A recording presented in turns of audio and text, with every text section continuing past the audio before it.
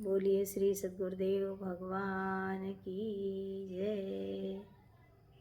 ओम सहनाववतु सहनो भुनक्तु सह वीर्यं करवावहै तेजस्विनावधीतमस्तु मा विद्विषावहै। ओम शांति शांति शांति।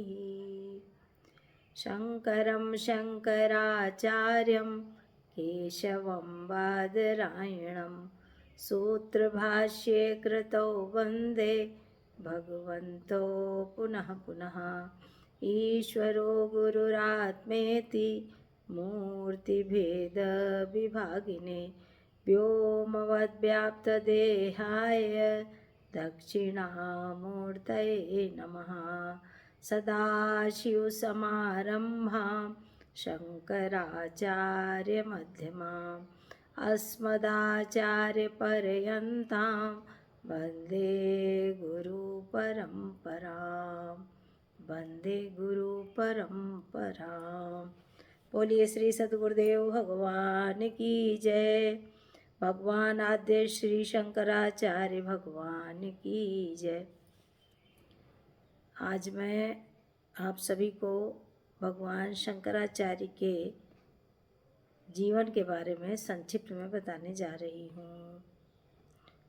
भगवान शंकराचार्य शंकर के ही अवतार थे और उनका आविर्भाव, उनका जन्म केरल प्रदेश के कालड़ी ग्राम में आर्या सती नामनी माता के गर्भ से हुआ था।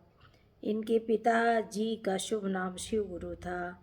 आचार्य श्री का आविर्भाव काल निर्णायक रूप से विक्रम संवत 743 का है।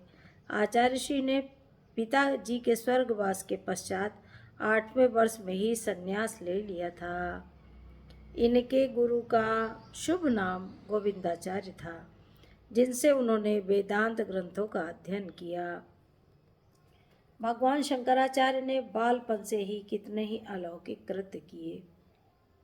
आचार्य श्री ने भारतीय बौद्धों और जैनियों को पूर्ण रूप से परास्त करके विधर्मियों को रोकने के लिए भारत की चारों दिशाओं में 4 मठ स्थापित करके पूर्व दिशा के गोवर्धन मठ का अध्यक्ष अपने 4 पट्ट शिष्यों में से पद्मपादाचार्य जी को बनाया। दक्षिण दिशा के श्रृंगेरी पीठ का अध्यक्ष सुरेश्वराचार्य को बनाया तथा उत्तर दिशा के ज्योतिर्मठ का आचार्य पद तोटकाचार्य जी को सौंपा और पश्चिम दिशा के शारदा पीठ का आचार्य पद हस्तामलकाचार्य जी को दिया। उक्त चारों मठों के विद्वान आचार्य श्री शंकराचार्य के नाम से प्रसिद्ध होते आए हैं। अतएव इनकी कृतियों में उन आचार्यों की कृतियाँ भी सम्मिलित हैं। अतः समस्त कृतियों में आद्य शंकराचार्य की कृतियाँ छांटना दुष्कर कार्य है। फिर भी यह तो निश्चित है कि ब्रह्मसूत्र, श्रीमद् भगवद गीता और उपनिषदों के भाष्य आद्य शंकराचार्य जी द्वारा ही निर्मित हैं, जो प्रस्थानत्रयी कहलाते हैं। आचार्य श्री ने इस प्रस्थानत्रयी के भाष्यों को श्री बद्रीनाथ की व्यास गुफा और ज्योतिर्मठ की गुफा में निवास करते हुए लिखा था। ज्योतिर्मठ में आचार्य श्री को ज्योति के दर्शन हुए थे, इसी कारण इस स्थान का नाम ज्योतिर्मठ है।